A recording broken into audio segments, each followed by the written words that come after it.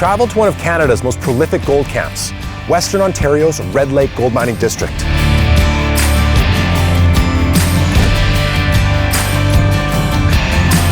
All these veins that you can see at surface, I could walk around and find VG probably in a heartbeat. This is one of the largest outcroppings I've ever seen. Yeah. Trillium Gold Mines Inc. is a client and sponsor of PinnacleDigest.com, whose parent company owns shares of Trillium Gold Mines Inc. Please read the full disclosure at the end of this video. Rapid debt expansion and low interest rates are creating an environment where gold can thrive. In August, the yellow metal broke through 2,000 an ounce, marking a new all-time high. The last few years have been particularly momentous for the gold sector, with price appreciation causing M&A activity to heat up. According to Kitco, M&A activity in 2019 rose to the highest levels since 2010. For many investors and speculators, owning physical gold is far less attractive than owning gold equities. Those with a higher risk appetite typically opt for the miners, and if they're really comfortable with risk, the explorers, given their potential leverage to the price of gold. According to a Sprott Gold report by John Hathaway, in a favorable cycle for the gold price, mining stocks have historically delivered outperformance 3 to 5 times that of the metal itself. We've traveled to one of Canada's most prolific gold camps, Western Ontario's Red Lake Gold Mining District. Gold was first discovered near the shores of Red Lake by a man named Lorne Howie way back in 1925. Since then, approximately 28 mines have produced roughly 29 million ounces of gold and counting in the Red Lake region. But it's not just the ounces of gold produced or the number of mines that speculators remember about Red Lake. The region is widely known as a high-grade producing district, one of the best in North America, if not the world. I'm about to be joined with Russell Starr, CEO of Trillium Gold, to learn more about the Red Lake region and how his company plans to advance its key projects within this renowned gold mining district. Russell Starr was the Senior Vice President and Director of Cayden Resources, a Mexico-focused junior explorer that was acquired in 2014 by Agnico Eagle in a deal valued at 205 million Canadian. Russ, thanks for having us. Thanks a lot for having me. You know, we're coming up on the centennial anniversary of the first discovery of gold. What makes you think Trillium is positioned to find something that hasn't already been found? Trillium is this phenomenal historical story. Carried a large market cap in 2013, 55,000 meters of drilling. That's what really drew my attention to this opportunity, because we have all this historical drilling. We just need to tie it together to make something meaningful. And when you meet a new investor, you're giving a pitch, what's kind of your high-level approach right now? 2013, the Newman Todd project was a 50-50 JV. We own 83.5% of that now. As I mentioned, you have all of that historical drilling, and now that we're financed, we're going to be drilling in Newman Todd, and now what we're sitting on right here, Rivard. And what about Leo? Leo's 15 kilometers away from Great Bear. Great Bear has changed the exploration model in the area. They're $1 billion market cap. Leo's 15 kilometers away. So you've got this great combination of, call it the meat, which is Newman Todd Rivard and now Gold Center, and then the potatoes, which is that grassroots exploration. When we look at Newman Todd and this summer's program, what's the main goal? What are you guys trying to achieve? We're fortunate, very fortunate. There are a lot of juniors out there who don't have the treasury we have. Yeah. We're going to drill a lot at Newman Todd Rivard. Probably one of the most exciting features of the drill program is where we're standing right now. Yeah. All these veins that you can see at surface, I could walk around and find VG probably in a heartbeat. Yeah. This is one of the largest outcroppings I've ever seen. Yeah. And this structure, these structures trend into the Newman Todd project. And so imagine the analogy of like Miss America marrying the gold medal winner in the decathlon. Yeah. What are their kids going to look like? What's going to happen when those veins intersect with the Newman Todd structure? I can tell you geologically, the theory would be something pretty meaningful. Talk about the cost to drill. So the cost of drilling here is so cheap. It's location, it's the benefits of flow through, but predominantly it's just there are drillers and rigs and roads. So you're all in, including assays and people, it's probably $170 a meter.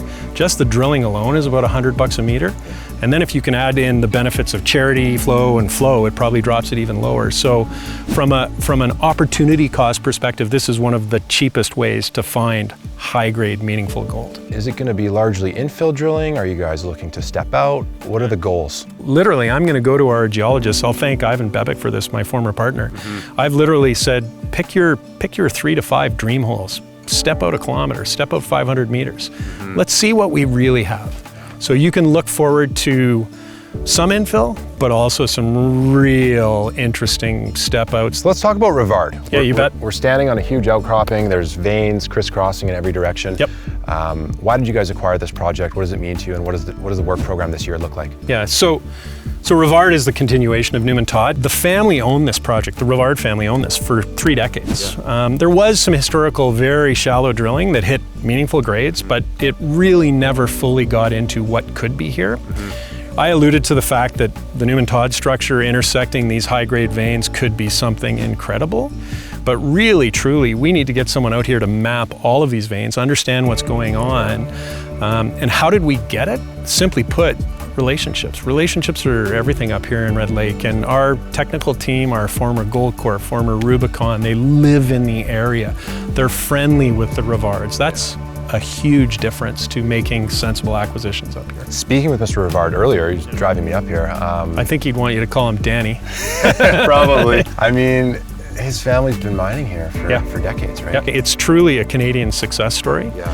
They'd walk across the property, see a high-grade vein, see VG in it, or a shear, or something that looked interesting. They'd take an auger, drill a few holes, stick a piece of dynamite in it, blast it, and then bench it until they found the high grade, and then they would literally recover the high grade, pour a button or a bar, and sell it. So when do you expect to have drills turning on the project? Clearly, we've got to map the project at large, but where the Newman Todd structure and these high-grade veins coalesce, intersect, we're going to sink a bunch of holes. Bill Patterson, who is now our new VP of X, who's knows everybody, worked for Goldcorp, worked for Rubicon, literally worked for the Ontario government for the last decade up here. He's in charge of getting the permits. We should have it, I would say, by the end of November on a reasonable timeline, and we'd be drilling that structure almost immediately. I was a bit surprised to learn that you can actually drill here year-round. Yeah.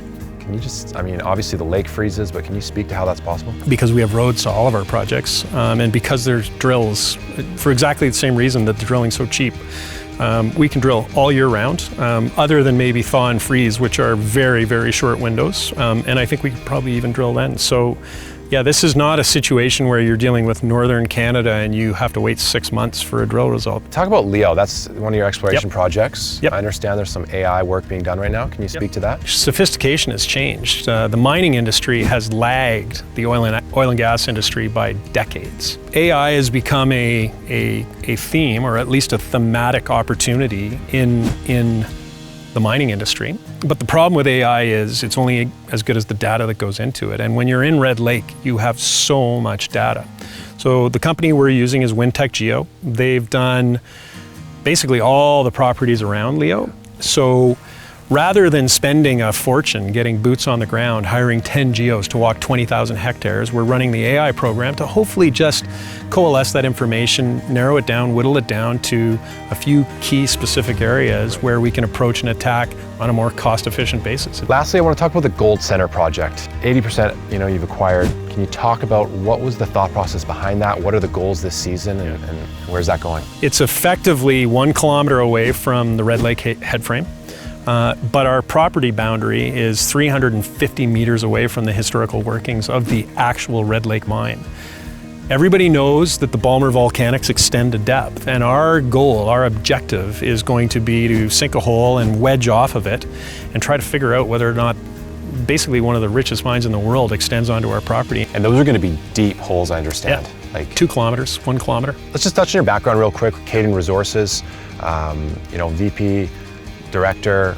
Most people remember that deal, bought out by Agnico Eagle, $205 million. Can you talk about your role and how it's prepared you for Trillium? Yeah, my role was simply a jack of all trades. I was in the trenches with the geos. I was in the boardroom with the corporates. Clearly, when you've sold a company to a major, you learn how to extract value from a major. Yeah. That's something that will resonate, or should resonate, with Trillium shareholders, because there aren't a lot of management teams who have done that before, and I just happen to be part of one. What message do you want to leave investors with? There are companies really that are struggling still today. They don't have money in the treasury. They don't have a project that's had 55,000 meters of drilling. They don't have another project that's littered with VG. They don't have another project that sits 15 kilometers away from a billion-dollar company, or a project that sits 350 meters away from a world-class mine. We're going to be drilling. You're going to get news consistently. What I want to leave your viewers with is a management team that's going to execute, and a technical team that's going to do a lot of heavy lifting and a lot of hard work to try to outline what we believe Newmont Todd and Rivard and Gold Center and Leo could be, and that is potentially future mines. We're looking forward to those results and seeing what you guys do as a team. Best of luck, Russ. Yeah, thank you very much. Really appreciate it. It's been nearly 100 years since gold was first discovered in the Red Lake area, and yet aggressive exploration continues to this day. And with its new geological theories, Trillium hopes to expand the size and grade of known mineralized zones, follow mineralization to depth, and discover new gold zones.